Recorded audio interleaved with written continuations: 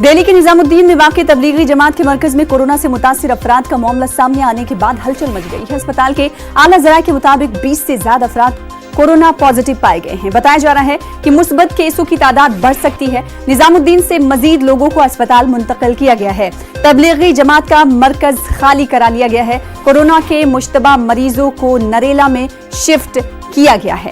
तो दिल्ली हुकूमत की तरफ से कल ही कहा गया था कि तबलीगी मरकज के खिलाफ कार्रवाई भी की जा सकती है। निजामुद्दीन इंतजामिया के खिलाफ कार्रवाई की तैयारी भी कल ही कर ली गई थी। इस हवाले से मजीद तफसीलात हासिल करेंगे अपने नुमाइंदे से। और दिल्ली हुकूमत दर्ज कराने के फिराक में है FIR इस तबलीगी मरकज के नुमाइंदगान के खिलाफ। फिलहाल अभी कितने लोग क्वारंटाइन किए गए हैं ये जानने की कोशिश करेंगे। हमारे साथ हमारे नुमाइंदे शंकर आनंद जुड़े। शंकर, ये बताइएगा कि क्या कुछ एहतियाती तदाबीर के तहत कितने लोग तबलीगी मरकज से जुड़े हुए क्वारंटाइन किए गए हैं और अब तक कितने केसेस पॉजिटिव पाए गए? देखिए, अगर क्वारंटाइन की बात करें तो लगभग 200 से ज्यादा लोगों को क्वारंटाइन किया गया है। और इसमें जो हमारे अस्पताल के सूत्र बताते हैं कि तकरीबन 20 से 25 लोग जो है इस मामले में पॉजिटिव पाए गए हैं और उसका इलाज 4 प्रमुख अस्पतालों में करवाया जा रहा है, जिसमें कि राजीव गांधी,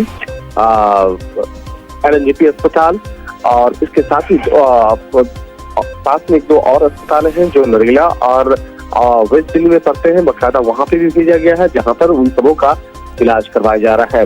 हालांकि अभी तक इस मामले में औपचारिक तौर पे कोई भी बयान जो है नहीं दिया गया है, लेकिन जिस तरह से इस मामले के संज्ञान लेते हुए कल खुद दिल्ली के मुख्यमंत्री अरविंद केजरीवाल ने स्पष्ट तौर पे कहा था कि इस मामले में कहीं न कहीं अब लोगों की जो एक लापरवाही है वो साफ तौर पे देखने को मिली है और खास तौर पर उस इलाके के जो प्रशासनिक अधिकारी हैं उसकी जो लापरवाही साफ तौर पे देखने को मिली है। लिहाजा इस मामले पर दिल्ली पुलिस को भी निर्देश दिया गया है कि जिसने भी लापरवाही किया है उसके खिलाफ मुकदमा दर्ज किया जाए, FIR रजिस्टर किया जाए। और खास तौर पर कुछ जो मौलवी हैं जिन्होंने इस मामले पर तमाम लोगों को एक साथ में लेकर वहां पर रखे थे, तो उसके खिलाफ भी FIR रजिस्टर करने का जाहिर सी बात है। शंकर, कल ये खबर आ गई थी, देर रात कहा जा रहा था कि इस हवाले से कोई कार्रवाई भी की जा सकती है। क्या इस हवाले से पुलिस ने कार्रवाई आगे करते हुए, इकदाम करते हुए कई लोगों के नाम भी डिसाइड कर लिए हैं कि इन मरकज से जुड़े नुमाइंदगान के खिलाफ कार्रवाई की जाएगी? इस ताल्लुक से कुछ खबर सामने आ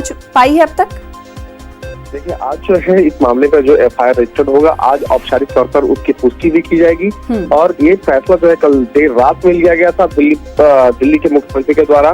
तो आज इस मामले पर औपचारिक तौर पर जिन जिन लोगों के खिलाफ लापरवाही का मामला बनता है, जिसके चलते ये 200 से ज्यादा लोग कोरोना वायरस से प्रभावित पाए जाने की जो शुरुआती तौर पर जानकारी मिली है, तो निश्चित तौर पर उस समूह के खिलाफ भी जो भी आरोपी होंगे उसके खिलाफ मामला दर्ज किया जाएगा। और सबसे बड़ी बात है कि उन लोगों के खिलाफ भी मामला दर्ज होगा जो जानबूझकर इस मामले को छुपाने की कोशिश किए और एक साथ इतने लोग बैठते रहे। यहाँ तक कि जिस वक्त में लॉकडाउन की बातचीत सामने आई थी, लॉकडाउन की जो घोषणा हुई थी, उसके बाद जिस तरह से लोग यहाँ फंसे थे, तो इस मामले की जानकारी औपचारिक तौर पर स्थानीय प्रशासन को देनी चाहिए थी, तो इनके द्वारा वो जानकारी नहीं दी गई, जिसमें कि काफी शंकर, क्या प्रशासन उन तमाम लोगों की भी छानबीन कर रहा है जो इस प्रोग्राम में शिरकत कर चुके थे, शामिल हुए थे, लेकिन उनका अभी पता नहीं चल पाया? क्या इस ताल्लुक से कुछ प्रशासन इंतजामिया कह रही है? निश्चित तौर पर देखिए, ये मामला जो है काफी बड़ा इसलिए बनता जा रहा है क्योंकि ये लोग जो विदेश से आए हुए जो लोग हैं उनकी तादाद लगभग 100 है, लेकिन 100 जो लोग जो आए हुए थे, जैसे कि बांग्लादेश, इंग्लैंड और उसके बाद श्रीलंका, इन बहुत सी मुल्कों से आए हुए थे। तो वहां से आने के बाद 100 जो लोग थे, उनके रख रखाव, उनके खान पान, उनके तमाम व्यवस्थाओं के चलते सिर्फ 100 लोग यहाँ लगे हुए थे, तो 200 का आंकड़ा हुआ।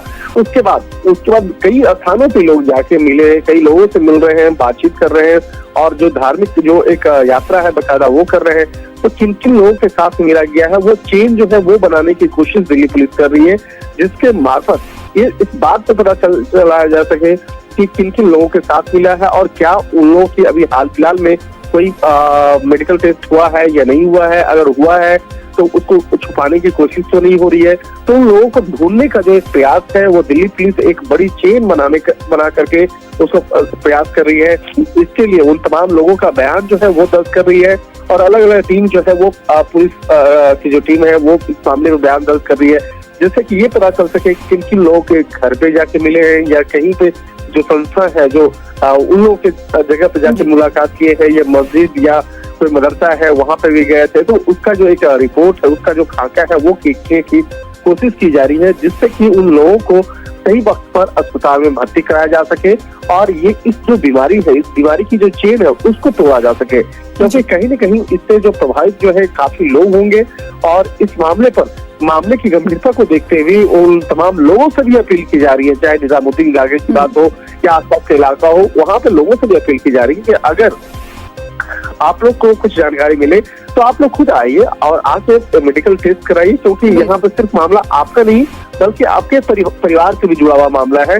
कि इस मामले की गंभीरता को देखते हुए आप लोग को खुद से मदद करना चाहिए, और जिससे कि इस मामले पर, इस बीमारी से निपटा जा सके, इस बीमारी से लड़ा जा सके। तो आज देखना लाजमी होगा कि किस तरह से चेन बनती है और किस तरह से इस मामले में दिल्ली पुलिस एक बड़ा FIR रजिस्टर करने जा रही है। जी, बेहद शुक्रिया शंकर आनंद इस हवाले से जानकारी फराहम करने के लिए।